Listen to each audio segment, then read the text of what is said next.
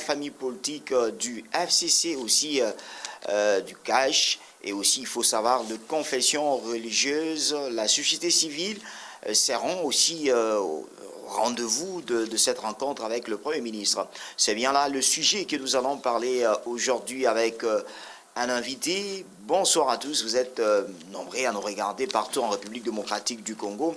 Je reçois pour vous Norbert Yamba, il est cadre de l'UDPS, avec qui nous allons entrer en profondeur de ce sujet. Monsieur Norbert Yamba, bonsoir. Bonsoir, merci pour l'invitation. Merci aussi d'accepter pour la deuxième fois notre invitation. Merci bien, nous sommes là toujours disposés à parler des questions qui intéressent la nation et la République. Norbert Yamba, la fois passée, nous avons eu à parler en ce qui concerne les négociations qui existaient entre FCC et CACH. Aujourd'hui, le gouvernement, les négociations sont terminées. Le Premier ministre va maintenant commencer à consulter les différents partis, c'est-à-dire le FCC, CACH et aussi la société civile, pour passer à la formation du gouvernement. Comment vous avez d'abord reçu le premier cas, dont le premier négociateur qui se sont entendus, jusqu'à tel point qu'aujourd'hui, le Premier ministre va commencer avec les consultations. Comment vous avez reçu cette nouvelle? Bon, il faut dire que il y a deux sentiments. Le premier sentiment, c'est de satisfaction, simplement parce que le FCC comme le CACH sont deux entités diamétralement opposées qui, visiblement, doivent travailler ensemble, coopérer ensemble pour l'intérêt de la République. C'est une avancée spectaculaire et gloire à l'ambiance esthétique démocratique. Mais le deuxième sentiment, c'est de voir les résultats qui ont découlé véritablement de ces négociations. Je sais qu'il n'y a pas encore eu un message officiel, mais c'est très clair qu'on parle de plus en plus de 65 ministères. Juste un message de rappel, ils étaient à l'hôtel Campeski pour faire un message officiel à ce qui concerne le close de négociation. Bien entendu, bien entendu. Bon, nous ne pouvons qu'encourager les négociateurs pour qu'elles soient matérialisées leurs différentes recommandations. Cependant, je note que quand ça tarde, c'est quelque part, les choses ne sont pas encore suffisamment cuites. Suffisamment cuites simplement parce qu'il doit y avoir des petits problèmes de réglage. Bon, écoutez, on a déjà entendu. Nous devons nous habituer à entendre pour que, véritablement, il y ait des dramatisations de relations, qu'il y ait dégonflement, des tensions, mais qu'il y ait un certain nombre de décisions stratégiques consensuelles. J'ai toujours écouté, lorsque les gens disent, mais écoute, ça fait longtemps que le gouvernement n'arrive pas, il y en a ceux qui parlent de 8 mois, etc. Mais ils n'ont jamais fait attention pour comptabiliser les différentes étapes, parce qu'en réalité, lorsqu'il y a un gouvernement, c'est très clair que ce gouvernement doit être investi par l'Assemblée nationale. Or, il n'y a pas longtemps, l'Assemblée nationale a eu son bureau définitif. C'était au mois de mai. Nous sommes au début du mois d'août.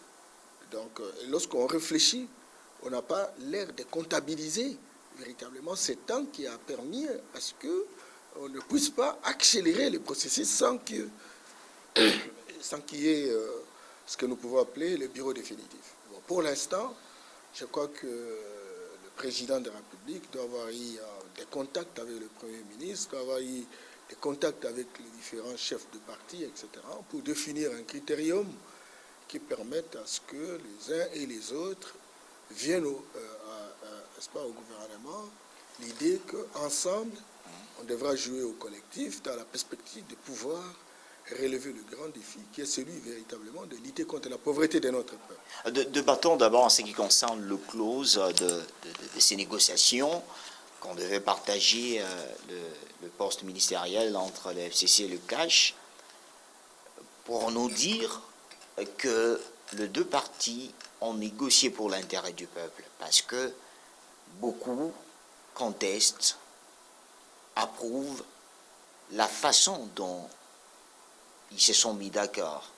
65 ministères au total. Doit-on vraiment parler d'une négociation profitable au peuple congolais? Écoutez, Félix, je crois la dernière fois quand j'étais ici, je vous ai dit que l'IDPS, mon parti, j'allais dire l'IDPS, tout ce qu'il dit, s'est battu pendant plusieurs années pour que les intérêts de notre peuple soient pris en considération.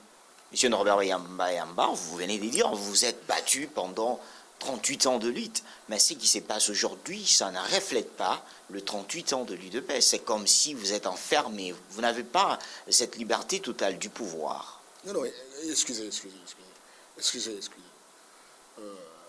J'allais dire que nous devons quitter les débats des quartiers pour rentrer véritablement dans le débat qui relève d'une intelligence politique conséquente.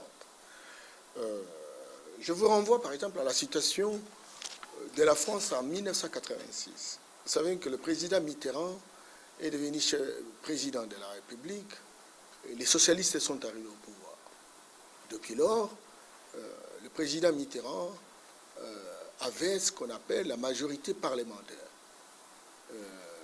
Et tout le temps, c'est la gauche, j'allais dire, les socialistes, sous le leadership de Mitterrand, qui nommaient le Premier ministre, parce qu'ils étaient majoritaires au Parlement. Et donc à la fin du mandat, on a procédé aux élections. Il est arrivé à 81, et à 86, il y a eu élection. Et Jacques Chirac est passé, donc j'allais dire, la droite a gagné les élections législatives. Et donc, on devait tout faire pour qu'on change le gouvernement. Et donc, ceux qui ont gagné, qui ont eu la majorité parlementaire, devraient accéder. Il s'agit ici, n'est-ce pas, de la droite, qui est différente, n'est-ce pas, de la gauche de Mitterrand. Et donc, le Mitterrand est resté président de la République parce que le mandat, c'était de 7 ans. Mais après 5 ans, la majorité parlementaire change. Et donc, c'est Mitterrand, c'est Chirac qui détermine qui doit être ministre de ceci ou ministre de cela. Vous n'allez pas dire que Mitterrand est resté une étiquette ou Mitterrand est manipulé par le Premier ministre. Mais c'est la Constitution de la République qui détermine les règles de jeu et qui stipule que lorsque on a une majorité parlementaire, et donc vous prenez le gouvernement. Mais la même Constitution voudrait que le gouvernement, au travers le Premier ministre, soit à concertation dans la définition des politiques publiques avec le président de la République. Dans notre Constitution, le président de la République est même président du Conseil des ministres. Il existe même des domaines de collaboration que d'aucuns appellent des domaines régaliens, etc. Et donc, moi je pense qu'aujourd'hui, plus que jamais, il faut que le Congolais évolue dans ses réflexions. Est-ce que le président de la République, qui aujourd'hui n'a pas une majorité parlementaire, est robotisé par cette majorité parlementaire au travers de leur autorité morale? Moi je dis non. Parce que nous sommes dans une situation de conformité par rapport à la Constitution. Mais tenez, il y a une évolution. Une évolution simplement parce que le président de la République, en tant que fin politique, animal politique, a réussi, n'est-ce pas, à construire une coalition avec, n'est-ce pas, le FCC, CACH. Et donc, dans une coalition, et je crois vous l'avoir dit la dernière fois, qu'on est là en train véritablement de mettre en place une équipe nationale. Et lorsqu'il s'agit d'une équipe nationale, Cette équipe devra être composée des différentes équipes sectorielles.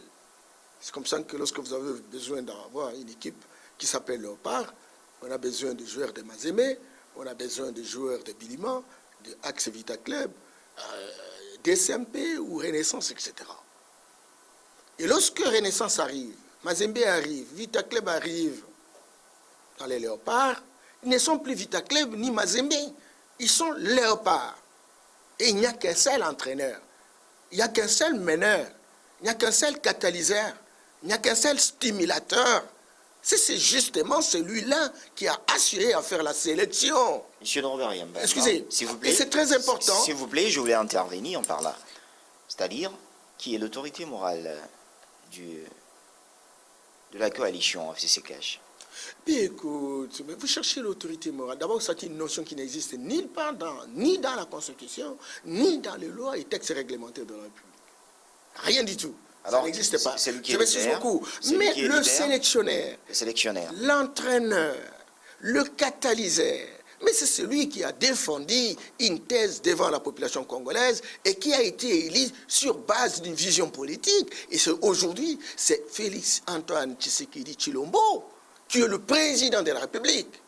Les différentes autorités morales, qui du FCC, qui de CASH, ou d'AFDC, ou je ne sais pas quel groupement politique, sont essentiellement de fins privées qui n'ont aucun impact dans la gestion, dans la gestion de la République.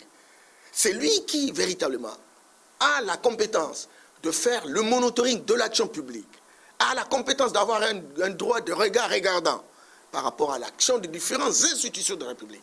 C'est le président de la République. C'est comme ça que l'article... Le président, on bloque certaines choses qu'il veut pratiquer pour que le pays avance, parce que vous venez de le dire, il est le seul sélectionnaire. Au moment où, aujourd'hui, il a des ordonnances qui étaient justement promulguées ici pour la nomination à la CNCC et aussi à la GECAMIN, jusqu'aujourd'hui, rien ne marche. Vous voulez dire que Félix Tshisekedi est le vrai sélectionnaire? Vous savez, je crois que j'ai fait une démonstration juridique pour montrer que le sélectionneur, c'est lui. Mais le reste, lorsqu'il y a telle ou telle décision prise par le président et que ça tarde naturellement à être rendu opérationnel, ça, ce sont de douleurs d'enfantement. Et je crois vous avoir dit que nous avons connu 80 ans de colonisation. Nous avons connu 32 ans d'une dictature perfectionnée. Nous venons de connaître 22 ans d'une situation qui n'est pas loin de la situation intérieure. On a créé des habitudes, on a créé des attitudes, on a créé des pratiques et des comportements qui remettent en question la dynamique démocratique que nous voulons véritablement rendre opérationnelle. Et aujourd'hui, il y a des équipes qui ont joué le jeu, j'allais dire l'ancienne majorité et l'opposition, qui était autrefois animée par l'actuel président. Qui chacun a son sélectionnaire. Et donc, ce sont des entités diamétralement opposées. Et ce sont ces entités-là diamétralement opposées qui veulent travailler ensemble. N'entendez pas que les choses se fassent de manière mathématique ni mécanique. Il faut saluer de manière exemplaire ceux qui, aujourd'hui, véritablement, sont en train de construire ces passerelles, sont en train de construire ces interactions pour qu'il y ait moins de casse. Et je crois que nous sommes sur la bonne voie. Le fait que l'autorité morale, vous l'avez dit, du FCC, avait déjà accepté la coalition, et notre autorité morale que l'actuel président de la République, même si je n'aime pas toutes ces notions d'autorité morale, écoutez, aurait souhaité effectivement qu'on soit ensemble. Et toutes les discussions et les communiqués qui ont été lancés sur la place publique montrent très clairement que nous sommes en train de monter des synergies gagnantes. Il faut être optimiste. Il faut être optimiste. Mais ça là ne peut pas aller de manière mathématique, mécanique. Et donc, nous sommes dans un processus de dégonflement des tensions, dans un processus de dédramatisation des relations, dans un processus de dégonflement des velléités qui véritablement nous ont caractérisés et qui ont fait toute une vie pour les différents acteurs de la République. Bon, maintenant, pour le reste, il faut compter avec le président de la République. qui a moins d'émotions toxiques, Oui. qui a la capacité de gérer les contradictions et qui a la volonté volontariste de construire des partenariats stratégiques avec les autres, encore que les autres aussi fassent un bon bondissement, parce que le peuple congolais attend. Le peuple congolais n'en veut plus de sursis, et le peuple a besoin véritablement, pour avoir été le dindon de la farce de l'élite politique, le peuple voudrait qu'il y ait cette attente, que tout le monde ait le cœur dans l'ouvrage.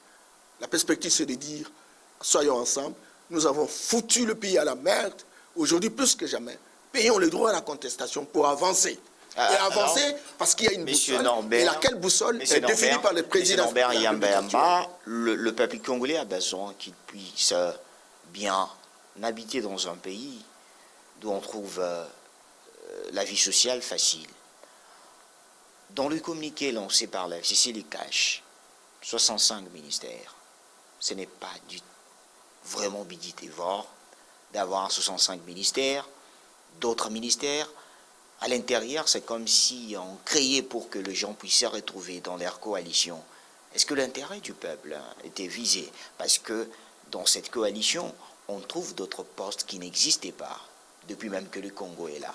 Vous savez, mais Félix, je m'excuse beaucoup, je n'aime pas parler de mes qualités, mais quand même, j'ai été formé comme médiateur des conflits. Médiateur pour la résolution passive des conflits. Lorsque vous voulez trouver une solution durable face à un problème qui relève d'un conflit entre les différentes entités, ne venez pas avec des solutions prêtes à porter. Il faut scanner la situation, il faut photographier, il faut diagnostiquer et savoir quel est le souhait de telle entité, quel est le souhait de l'autre entité, quels sont les points de convergence, quels sont les points de divergence, et faire en sorte de mettre les divergences au frigo et de construire véritablement la dynamique autour des points de convergence. Vous savez, généralement chez nous, que l'élite politique a été foncièrement fabriquée pour s'enrichir, travailler pour ses intérêts individualistes. Et donc, on ne peut pas, sur base d'un décret, sur base d'une déclaration, changer les gens. Il faut un processus. Et ce processus qui parte de la réhabilitation des institutions de la République, mais qui part également de la sensibilisation. Donc, on a connu des cycles électoraux dans notre pays. Le cycle de 2000, de 2006 en 2011, 2018. Même avant, avec ce qu'on a assisté, l'1+4. L'idée pour le Congo et les Congolais était une idée, pas pour faire le sacrifice, mais c'est pour permettre à ce que chacun gagne sa vie au travers des postes que l'on peut créer essentiellement pour apaiser les uns les autres. Parce qu'ils sont opposés, et ils ne sont pas opposés simplement parce qu'il y a clivage. Mais là, l'intérêt du peuple n'est pas comptable. Hein. Ils sont opposés non pas parce qu'il y a clivage idéologique, mais ils sont opposés parce qu'il y a clivage d'intérêt. Et si vous voulez trouver une solution, il faut savoir compartimenter ce que je peux considérer comme un butin pour qu'il soit apaisé. On a fonctionné comme ça depuis la guerre d'Afdel jusqu'à aujourd'hui. Et c'est comme ça que de temps en temps, quelqu'un est à l'opposition, il a tendance d'aller à la majorité, même s'il a été opposant radical. Simplement parce qu'il sait qu'il va trouver quoi manger, etc. Il faut rompre avec cela. Et ça, c'est la volonté volontariste du président Félix-Antoine Tshisekedi aujourd'hui, pour dire que nous devons molariser la vie politique, la vie publique. Nous devons faire en sorte que chacun soit crédible, intègre. Et de cette manière-là qu'on va relever le défi. Mais aujourd'hui, est-ce que 65 ministres, je crois vous l'avoir dit, que le Congo-Kinshasa, dans sa constitution révisée, telle qu'elle est modifiée à ce jour, la constitution du 18 février 2006, a consacré dans son article 3 la décentralisation. Et la décentralisation pose le fait que le pays sera gouverné à 3 niveaux. Le niveau central, le niveau provincial et le niveau local. Et donc, à chaque niveau, il y a ce qu'on appelle l'exécutif, l'organe délibérant, qu'on appelle généralement l'Assemblée. Au niveau national, vous avez l'Assemblée, le Parlement, l'Assemblée nationale, le Sénat. Et l'exécutif, vous avez le gouvernement de la République, au travers des différents ministères qui sont répartis dans les différents secteurs de la vie nationale. Et vous avez le cours et tribunaux à l'échelle nationale. Lorsque vous êtes en province, c'est la même chose. Lorsque vous êtes au niveau local, c'est-à-dire les villes, les communes, les secteurs et la chefferie, c'est comme si vous étiez dans une république. Et à chaque niveau, il y a celui qui est censé être le chef, ses ministres et ses députés, peu importe leur dénomination. Et donc, il est démontré aujourd'hui, sur base d'une étude de prospective, que le niveau provincial, et vous savez, aujourd'hui, on est avec 11 provinces, aujourd'hui on en a 26. Et nous avons 50 gouverneurs et vice-gouverneurs. Mais chaque province, vous avez au moins 10 ministres. Et beaucoup de gouverneurs font en sorte que pour positionner les leurs, ils créent ce qu'on appelle des commissaires, n'est-ce pas, qui sont chargés au rang du ministre, en fait. C'est une façon de contourner la loi, en fait. Et chaque ministère a des services. Il y a ce qu'on appelle des administrations déconcentrées, des administrations décentralisées. Il y en a des administrations qui ne sont même pas encore en rang opérationnel, ce qu'on appelle généralement les administrations propres. Il faut compter le nombre des administrations par ministère. Et lorsque vous allez au niveau des villes, les villes, les entités territoriales décentralisées sont au nombre de 1437, c'est-à-dire les villes, les communes, les secteurs et les chefferies.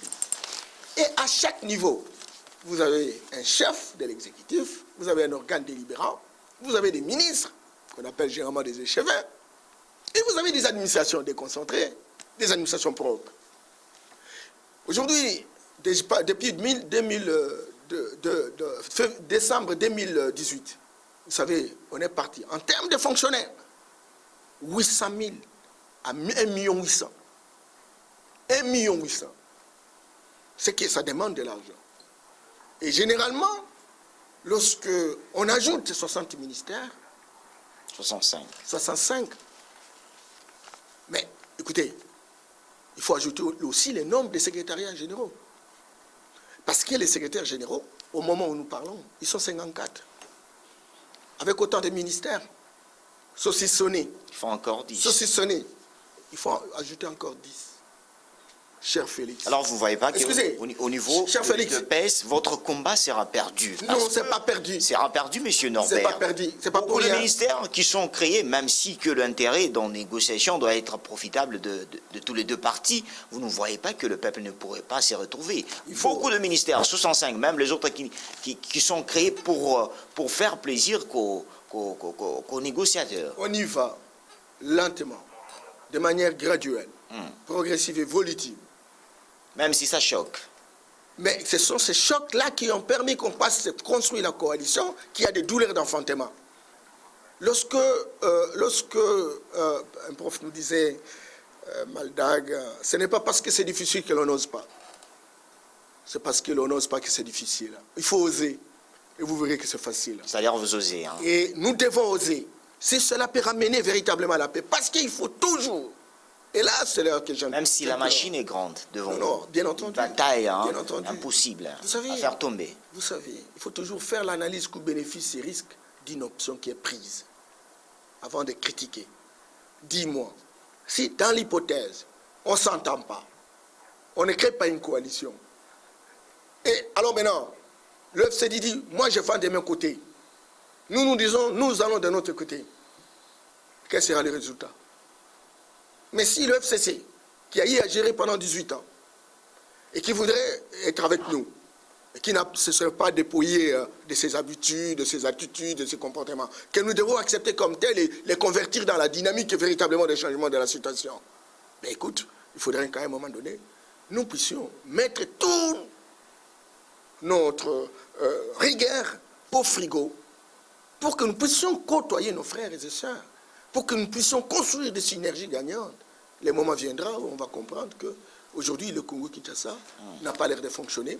Le Congo-Kinshasa est en genoux. Et qu'avoir autant de ministères, avoir autant de services administratifs, avoir autant, ça crée ce que nous appelons la bourgeoisie politique, à 3 échelons, national, provincial et local. Et qu'à tout état de cause, pour ne pas absorber tous les capitaux, n'est-ce pas, j'allais dire, le budget de la République, qui durait ses maigrichons, eh bien, il y a moyen qu'on puisse revisiter. Et là, le président aura un argumentaire pour dire, au regard de notre parcours, au regard de ce que nous avons fait, au regard des besoins de notre peuple, il y a moyen de revisiter. Là, il peut véritablement, n'est-ce pas, brandir cet argumentaire. Vous ne voyez pas que c'est trop tard? C'est pas trop tard. C'est pas trop tard. La vie, c'est chaque jour.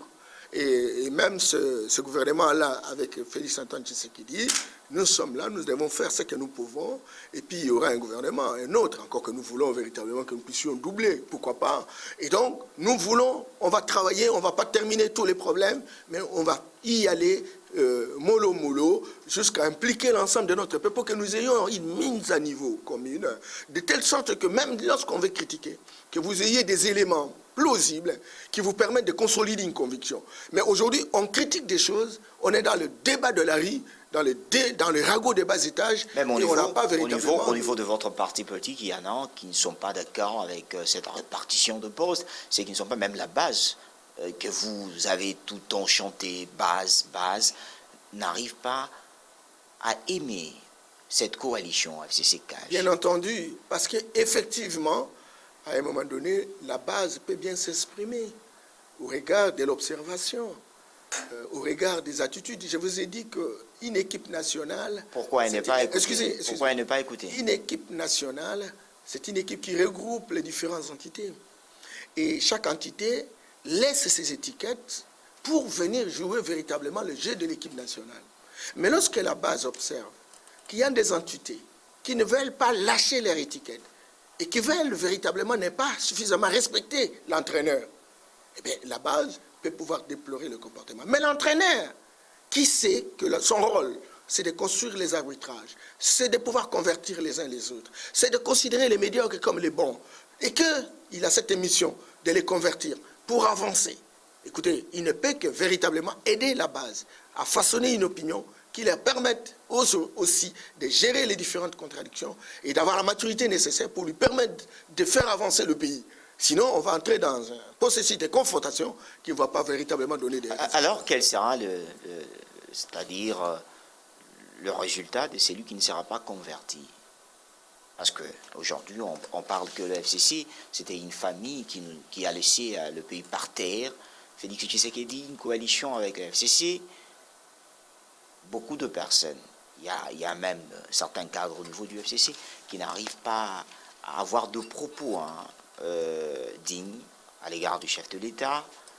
Est-ce que Félix Tshisekedi, avec tous ceux 65 ministres qui seront disciplés dans quelques semaines, déjà connus, Félix Tshisekedi aura la tâche facile, M. Norbert Yambaba, ou bien la base devait se prendre encore en charge? Le président de la République mène des combats et il en est conscient. Il emmène avec qui? Il mène des combats. Le premier combat, c'est de construire la sécurité dans notre pays, maintenir l'intégrité territoriale, lutter contre les agresseurs et tout ce qui véritablement crée des poches d'insécurité dans notre pays, où il se trouve. Le deuxième combat, c'est le combat contre les antivaleurs, les pratiques, les attitudes, les comportements très malsains des hommes et des femmes politiques qui ont construit véritablement un château d'antivaleurs et en ont fait profession dans la gestion des affaires publiques. C'est pas facile. D'où vous êtes coalisé. Mais si on ne se coalise pas, comment va-t-on convertir les gens? Comment va-t-on changer les gens? Vous voulez que nous puissions travailler en solo? Mais le pays ne réussira pas. Parce que tous ceux qui aujourd'hui sont responsables de la destruction massive de notre pays sont aussi des Congolais. On a besoin véritablement de concours de tout un chacun. Mais il faut savoir s'associer avec eux. Il faut savoir leur dire que ceci est bon, ceci n'est pas bon. Parce qu'ils n'ont pas construit cette culture-là. Et alors le faire, ce n'est pas un crime de lèse-majesté. Le faire, ce n'est pas une faiblesse, bien au contraire. C'est justement jouer le jeu d'une intelligence politique et professionnelle. Bien alors, maintenant, entre-temps, parce que les gens ne sont pas habitués à ce genre d'exercice, ils vont tout crier. Et on va même rabaisser le débat dans la rue. Mais la vérité finit par triompher. Nous allons partir d'ici près pour parler de consultation jusqu'à la formation du gouvernement. Parlons d'abord de répartition de postes au niveau du cash FCC. Le FCC en a 42, le cash 23. Est-ce que ça arrive à vous motiver de faire un bon combat au moment où beaucoup de ministères qui partent vers le camp du Front commun pour le Congo? Je vous ai dit que le président de la République, conformément à l'article 69, est le régulateur des institutions de la République. Le président de la République est président du Conseil des ministres. Le président de la République définit les politiques avec le gouvernement au travers du Premier ministre. C'est très clair. Mais ici, de sur quoi? Nous sommes dans une coalition. Peu importe le nombre de ministres. Le président de la République a un droit de regard. Et droit de regard, une emprise à la fois matérielle et morale sur n'importe quel ministre, fut-il du FCC. Encore qu'ici, on ne parle plus du FCC, on parle d'une coalition dont il en assure le leadership. En tout état de cause. Il n'y a pas match. Il n'y a pas match. On va avoir peur pourquoi? C'est vrai qu'à l'intérieur de la coalition, on essaie de voir les différents poids politiques, etc. Mais croyez-moi, le président de la République a été hyper efficace. C'est pas facile d'avoir même les 23. Je voudrais dire... C'est-à-dire vous étiez obligé d'avoir moins de 23 ministres. À notre compatriote, que la Constitution de la République impose une coalition. Mais à l'intérieur de la coalition, il y a diversité d'intérêts qu'il faut gérer et qu'il faut prendre en considération. Et le FCC, dans ses calculs politiciens, a obtenu les résultats que nous avons, pour lesquels nous ne pouvons plus faire des commentaires, parce que d'aucuns sont censés véritablement connaître comment les choses se sont passées. Qu'à cela ne tienne, nous sommes obligés de travailler ensemble. Parce que le Congo, c'est notre plantation, c'est notre église, c'est notre village. Et donc, le président de la République, parce que c'est lui qui préside les réunions du Conseil des ministres, rien ne peut lui échapper, mais est en train véritablement aussi de mettre en valeur toutes les institutions de la République qui sont des structures de dissuasion. Si hier, à un moment donné, la Cour des comptes peut aller dans tel ou tel ministériel sans rien faire, aujourd'hui, le travail à faire, c'est de dire équiper la Cour des comptes, bien payer ses magistrats, faire véritablement, n'est-ce pas, d'analyse des comptes, etc., et donner le résultat, faire des recommandations. Certes, ça va aller à l'Assemblée nationale, mais le président de la République avait déjà prévu que dans son cabinet, il y aura un office qui devra s'occuper du changement des mentalités et qui véritablement fera le monitoring des faits de corruption. Et donc, il y aura un partage de rôle dans une sorte de synergie gagnante pour qu'il y ait un système de surveillance mutuelle et que personne ne peut plus se sentir comme un poisson dans l'eau. Ça, il tient mort du kiss et ça ne se négocie pas. Et donc, quiconque qui vient, parce qu'effectivement, le FCC a 42 ministres et qui voudrait véritablement s'amuser comme par le passé, simplement parce qu'il sera soutenu par l'Assemblée nationale ou le Sénat, simplement parce qu'effectivement, ils sont majoritaires, ils sont dans une sorte d'acquiescence, mais ils se trompent d'époque. Parce que, croyez-moi, lorsque le président de la République devient président de la République, c'est la même constitution. C'est la même constitution. Il a un droit de constater les faits et de prendre des sanctions. Certes, en collaboration avec certaines institutions de la République. Mais si les institutions de la République, dissoudre l'Assemblée, si les institutions de la République ne s'accommodent pas, n'est-ce pas, avec sa vision, avec la vision du président de la République, je crois que le président de la République a la capacité de persuasion pour leur donner la possibilité de comprendre que nous avons un seul défi, qui est celui de lutter contre la pauvreté de notre peuple. Est-ce que la vision du cash est tellement bien comprise par le FCC, la vision du cash, du président Félix-Antoine Tshisekedi? La vision ne peut pas être comprise du coup. Je vous ai dit que ce sont des entités qui ont fonctionné de manière isolée. Mais maintenant, on est ensemble, c'est petit à petit que les gens acquièrent. Alors, que devait faire le président Félix Tshisekedi? Comment? Pour imposer cette vision, que devait-il faire? Mais écoutez, c'est à travers, par exemple, les réunions gouvernementales. Vous savez qu'on va faire les réunions gouvernementales, mais il y a un programme qui doit être mis en place. Il n'y aura pas de comptes à rendre à Kinga Kati, hein? Non, comment ça? Comment vous pouvez vraiment... Même vous croyez que le président a certains placebos-là qui doit aller faire du tour à Kinga? Il y a beaucoup l'accusent, hein?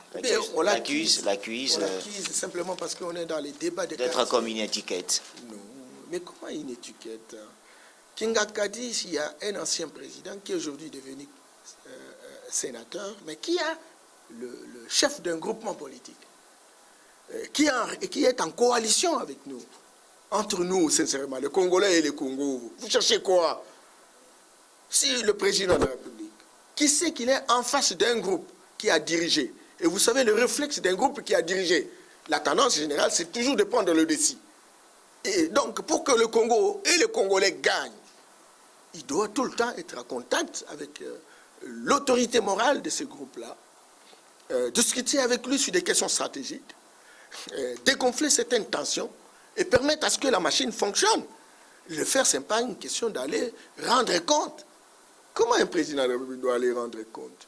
Mais un président de la République qui est soucié de l'avenir de son peuple, qui a de l'humilité et qui croit que cette humilité peut payer, il est capable d'aller même avec le diable, composer avec lui, pour dire, écoutez, voilà, si le Congolais peut gagner, pourquoi pas? Et c'est ce qu'il fait. C'est ce qu'il fait. Et donc, il faut qu'on arrête ce que j'apprends, ce que j'attends, des médisances qui frisent vraiment une diffamation autour de la personnalité du président. Et je comprends pourquoi, parce que beaucoup de gens ne le connaissent pas assez. Il sourit, mais c'est un monsieur avec un majuscule. Il sait sourire, mais en ayant sa décision avec lui. Faites attention, faites attention, faites attention. Et je crois que maintenant, les gens du FCC connaissent qui il est, ceux qui discutent avec lui, ceux qui croient que c'est un placebo. Je ne pense pas que dans leur esprit, aujourd'hui, ils peuvent se dire qu'ils ont affaire à un placebo. Il sait dire ce qu'il pense, il sait dire ce qu'il voudrait, et il sait négocier pour qu'on puisse avoir des points d'intersection. Mais qu'est-ce que vous voulez? C'est ça, véritablement, être leadership. La capacité de faire des arbitrages, la capacité de scanner la situation, la capacité de rechercher des solutions qui permettent que le dividende soit réparti à différents acteurs qui sont des parties prenantes. Et ça, il a cette capacité. C'est ça l'intelligence politique. Norbert Yamba, nous parlons de négociateurs. Aujourd'hui, 65 ministères. Un autre sujet, c'est bien cette consultation qui commence pour poste de ministre. Le Premier ministre, Sylvestre Ilunga Ilunkamba, devrait se rencontrer de la soirée d'aujourd'hui avec le FCC, le CACH, des confessions religieuses, la société civile, pour former, avoir 2 personnes qui le peuple congolais va compter sur avec l'avenir. On a parlé du checking. La fois passée, vous avez parlé que le président de la République va faire le checking. Déjà, 3 postes par chaque ministère. 3 personnes devaient se représenter. Est-ce que vous voyez que M. Sylvestre Ilunga aura une tâche facile? Non, mais il est là, pourquoi pas? Ne sera pas imposé? Ne sera pas imposé? Non, mais d'abord, ce sont les familles politiques qui choisissent. Et on les lui présente. Et il fait le checking. Et après son checking, il y aura un deuxième checking du président lui-même. C'est très important. Nous sommes dans le cadre d'une approche de concertation. M. Ilunga, c'est un professionnel. Moi, je le salue là où il est parce que je l'ai vu circuler dans les différentes institutions de dissuasion, notamment la Cour des comptes, l'inspection générale des finances. Moi, je dis, ça y est, c'est ça la vision du président, non? La remise en valeur de toutes ces structures qui auraient pu faire véritablement la dissuasion, mais qui n'ont pas fonctionné simplement parce qu'il y a une volonté délibérée de les neutraliser. Vous voyez, et que Ilunga, aujourd'hui, on le voit en train de circuler, discuter, prendre contact avec toutes ces institutions. Et puis bon, à la longue, et comme le président est véritablement très engagé par rapport à cette remise en valeur, et donc, je pense que ça va aller. Donc, il n'y a pas de problème. On détermine le nombre de ministres, mais il faudrait quand même que chaque ministre qui est présenté ait un background. On ne va pas aller apprendre à signer le même jour, on vous nomme ministre, et c'était le cas, plusieurs fois. Plusieurs cas. Quelqu'un qui signe pour la première fois, c'est pas normal. Et c'est comme ça qu'aujourd'hui, les gens ont profité d'intérêt faire tout de même des graines pour y germer bien. Quand elle est ministre de ceci, il quitte le ministère et on ne pose même pas la question. En dehors de signer les lettres, il n'a pas mené aucun. Est-ce que dans ce gouvernement, d'autres Congolais sont intéressés? Parce que on pourrait apprendre les FCC qui a déjà 42 ministères, le CACH en a 23, c'est-à-dire la société civile est exclue dans cette formation du gouvernement. Ça signifie que vous composez votre clan du FCC CACH et vous exclusez les autres. Non, mais écoutez, moi que vous voyez ici,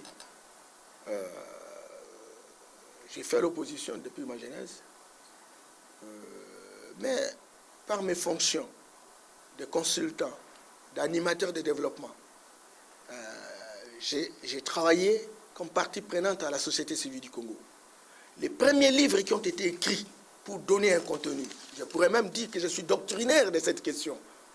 Il n'y en a pas deux, c'est maintenant que les gens écrivent. Nous, on a écrit, au début des années 90, des livres qui ont circulé à travers le monde sur la question, la problématique de la société civile. La société civile n'est pas une structure pour accéder au pouvoir. La société civile, elle est là pour faire le monitoring de l'action publique. Mais dans la société civile, il y a des hommes et des femmes qui ont des compétences, qui ont un profil, qui ont un background. Et lorsque vous avez des autorités qui ont la volonté de pouvoir transformer la République, elles peuvent dire, tel monsieur, individuellement, tel monsieur peut être appelé professeur, par exemple, de droit. On a besoin d'une question de droit et que telle ou telle personne ou personnalité a une expérience éprouvée. À ce moment-là, on peut faire appel à lui. Mais pas une société civile organisée qui s'en va et dit vous partagez le pouvoir, partageons le pouvoir. Mais ce n'est pas sérieux. Ça, nous sommes dans une sorte d'incantation à la zaïroise. Et on va arrêter jusqu'à quand? Certes, je me rappelle bien, l'accord de Sainte City a donné libre cours. Et j'ai vu, même les Bayats, ils ont commencé société civile, ministre pour les cas de la société civile. Mais faisons directement la politique. À un moment donné, je faisais des parties véritablement de ça. Mais je fais à ciel ouvert la politique. Soyons sérieux, soyons intègres. Nous ne pourrons pas nous cacher. J'attends des discours. Vous allez suivre. Quelqu'un, il est du FCC, mais il est société civile. Il tient le discours du FCC. Et un groupe d'associations, elle est favorable. Ce n'est pas aussi l'intérêt qui prime. À l'opposition, il fait un discours, mais on va aller jusqu'où? Chers compatriotes, j'ai beaucoup apprécié le travail, par exemple, des mouvements citoyens. Ils ont fait beaucoup de choses, même s'ils ont encore un défi.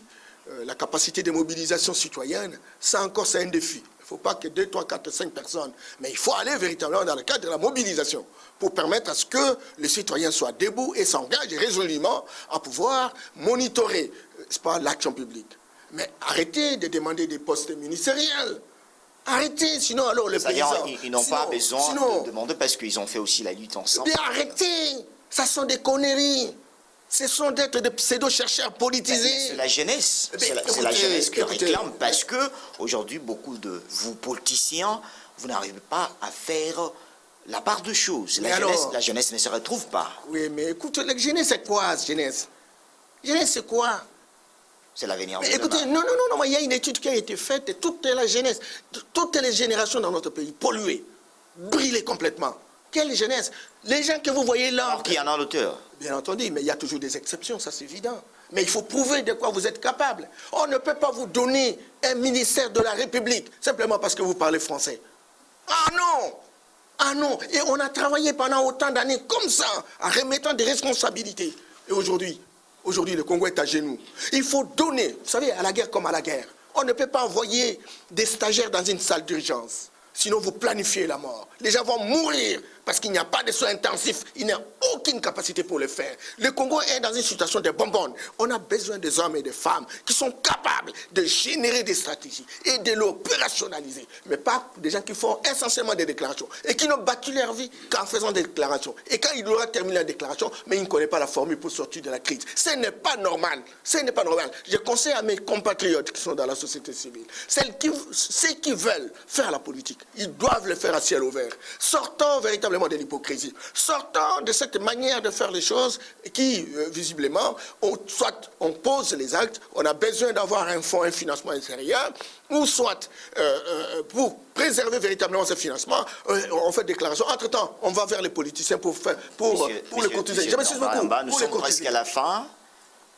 Votre dernier mot à ceux qui vous regardent partout en République démocratique du Congo, dans cette émission Carte sur table, aujourd'hui, Sylvestre Ilunga Ilunkamba commence avec ses consultations entre la FCC, le CAJ, la société civile.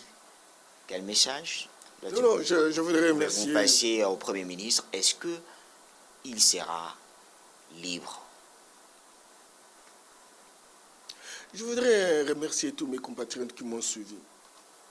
Peut-être que j'ai été dur, mais j'ai voulu véritablement brandir ces choses-là à la place publique. Je sais qu'aujourd'hui, plus que jamais, la situation de notre pays, c'est une situation très difficile.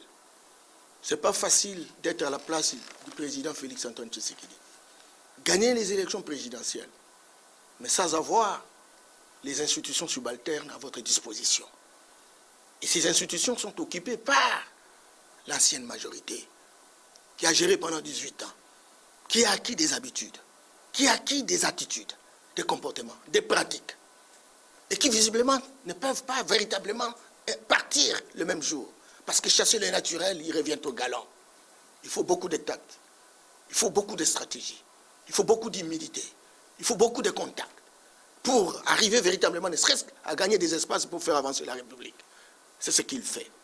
Il n'y a pas question de placebo, il n'y a pas question de marionnette, il n'y a pas question de robotisation, mais il s'agit question d'une intelligence politique. C'est en quoi je voudrais vous demander de lui prêter main forte, encore que les gens du FCC. Nous avons créé une coalition, nous sommes ensemble, nous sommes une équipe nationale. Dédramatisons nos velléités, dégageons-nous des émotions toxiques, soyons ensemble, formons une équipe soudée pour relever les défis. Et le vrai défi, c'est de lutter contre la pauvreté. Je voudrais également demander à mes amis dans la société civile. Moi, ça me fait honte. 10 secondes. Ça me fait honte quand je vous attends, qu'on vous donne le poste. Mais arrêtez! Allez, venez dans les partis politiques. Monsieur Travaillons pour que nous puissions gagner gain de cause. Merci d'accepter notre invitation. Je rappelle, vous êtes cadre de l'UDPS. Merci bien, merci pour l'invitation. On est toujours disposé pour qu'on échange entre nous et nous attendons le gouvernement. Le moment venu, nous allons donner notre point de vue. Mais en tout cas, moi j'ai donné les éléments force qui permettent véritablement de consolider la conviction de nos compatriotes. Merci, chers téléspectateurs. C'était bien 45 minutes avec ce magazine Carte sur table. Vous étiez nombreux à nous regarder partout en République démocratique du Congo. Merci de rester branchés à la continuité de nos programmes. C'est bien sur la télé.